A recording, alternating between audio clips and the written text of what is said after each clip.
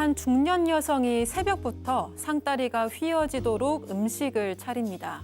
잠시 뒤 동네 사람들까지 몰려들면서 집안은 순식간에 잔칫집이 되는데요. 온 가족이 함께 웃고 떠들지만 이 모든 상을 차려낸 여성만이 끝내 웃지 않습니다. 대체 누가 이 여성의 웃음을 앗아간 걸까요? 아, 충격적인 사연입니다. 양 변호사님.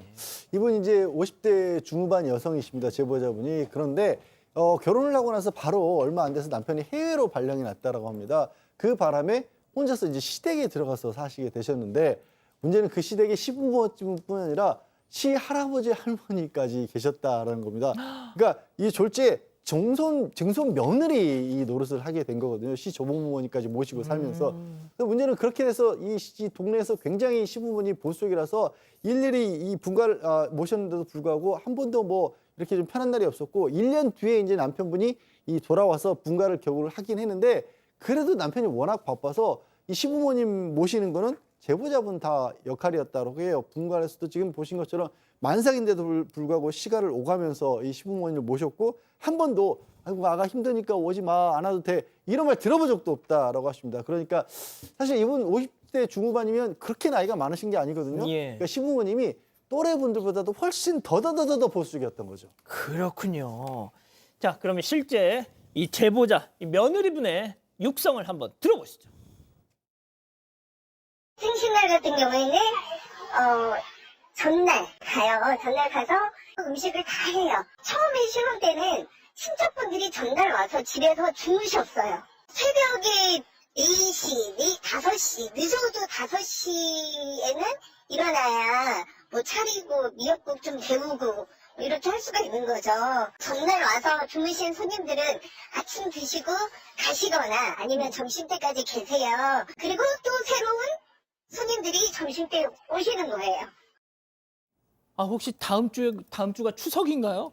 그건 아니었고요. 근데 이제 그 생신상도 단순하게 뭐 가족들끼리 밥 한 끼 이런 정도가 아니라 정말 동네 잔치 수준이었다고 합니다. 이 제보자는 생신 전날부터 내려와서요. 무려 20첩 반상을 차려야 했는데요.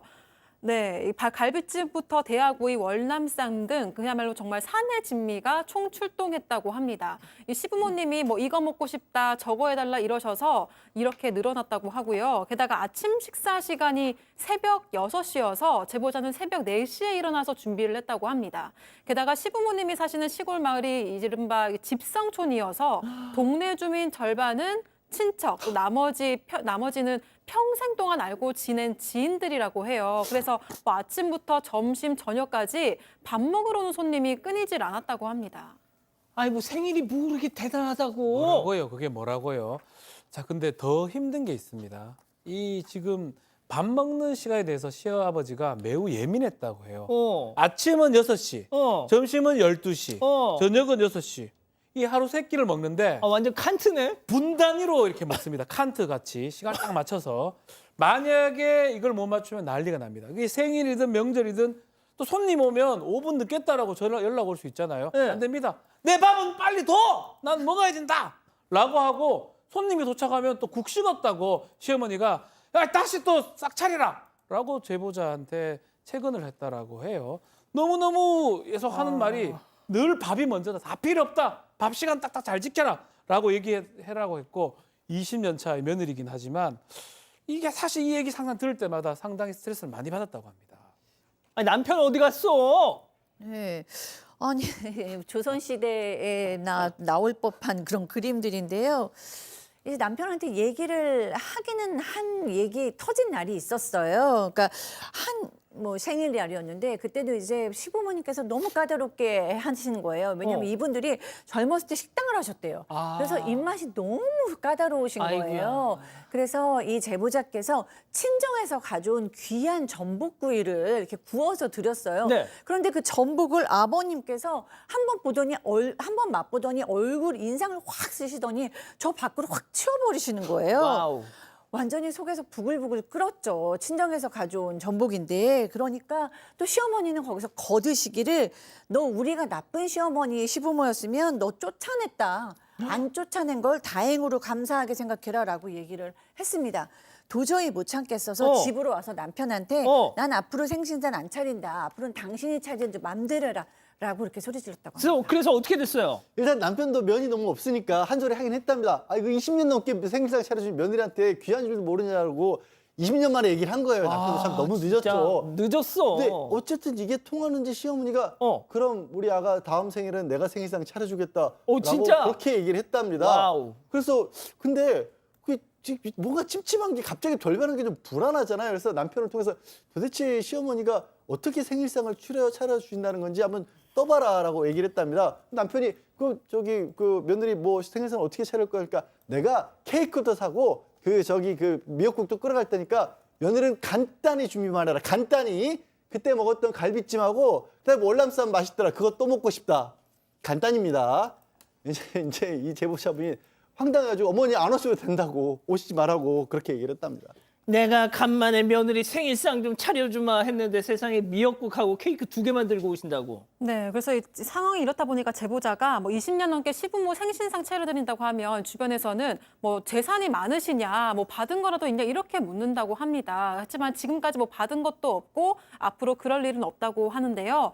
물론 지원을 받아야 뭐 생신상을 차려드린 건 아니죠. 하지만 70대 시부모님은 지금도 사람들 앞에서 나는 며느리가 차려주는 생신상 받을 때가 1년 중에 가장 행복하다 이렇게 말씀하시곤 한다고 합니다.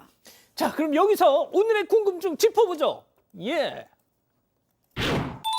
아, 교수님. 네. 나쁜 며느리입니까? 예? 20년을 하셨으면 정말 상줘야 되신다고 저는 생각을 하거든요. 그리고 뭐 주변의 식구들은 그래도 얼마나 사신다고 그러냐면서 그냥 차려드리자고 얘기하시는 분도 있다니 그럼 직접 차리세요. 왜냐하면 며느리 2분만 너무 힘들거든요. 이 정도 생일상은 7순과 8순 정도에만 차려드리면 된다고 생각합니다. 딱 꺾어지는 해. 그러니까 딱 누가 봐도 큰 잔치고 동네 잔치를 매년 어떻게 이렇게 합니까? 요즘은 명절에도 외식하고 여행하는 시대인데요. 박 변호사님. 뭘 차려줘요? 사 먹으면 되지. 뭐 음식 하나 뭐 한다 그러면. 아, 그럼 배달 음식으로? 아니요, 나가서 먹으면 되지요. 나가서? 뭘 차려줘요? 음식을 뭐 뷔페집 가서 먹어요. 다 먹고 싶으면. 이거 납득하기가 어렵거든요. 아, 그 좋은 아이디어다. 뷔페 다 있다 다. 다 사가 먹어요. 한 그래서 50첩은 될 것 뭐 같은데? 드시고 싶어요? 100첩 드릴게요. 야, 지금 시대에 좀 안 맞습니다. 너무 제가 답답해서 드리는 말씀이에요. 뭐 음식 하나 요리하는 건 가능한데. 자, 그럼 대구 이 여사님은 어떻게 하시나요? 차려드리겠습니다. 오늘. 작게. 네. 자, 양 변호사님. 아 근데 저는 이거 실제 사건들에 아유, 그런 진짜 저도 깜짝 사연 맞아요? 놀랐다니까.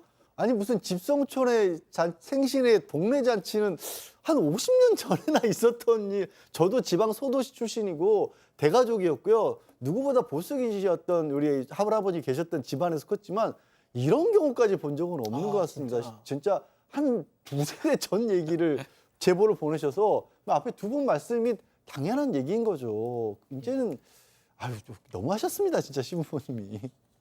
자, 우리 가족 여러분들도 그냥 엄청나게 성토를 하시는데. 네, 이사나님은 며느리 할 만큼 했습니다. 이제 그만하세요라고 하셨고요. OYS님은 나쁜 며느리 하세요. 이제 그만해도 됩니다라고 하셨습니다. 그냥 나쁜 며느리 하세요라고 말씀하십니다. 가족 여러분, 여러분들의 구독이 사건 반장의 힘이 됩니다. 구독과 좋아요 부탁드립니다.